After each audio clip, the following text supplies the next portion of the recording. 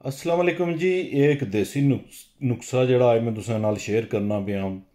तुसें तकने पे हो सो करेले करेलियां की तुसें साफ सुथरा करी ते इन्ना की वाश करी ते तुसें इस तरह कट्टी ते जग च पाई सकने हो, किसी भी बर्तन च पाई ते तुसें मसन के 5-7 घंटे रखी ते इस ना जड़ा पानी है उसी साफ करी पियो। ते इस नाल तुसें की खास करी शुगर ने जेह्ड़े मरीज न ना उन्ना की थोड़ा जा होई सकना फ़ायदा मिलै। लेकिन अपने अपने डॉक्टर कोलू पुच्छी ते फिर तुसां एह् जेह्ड़ा तजर्बा करना नुस्खा जेह्ड़ा फिर इस्तेमाल करना। ते मैं इंदा एह् करना।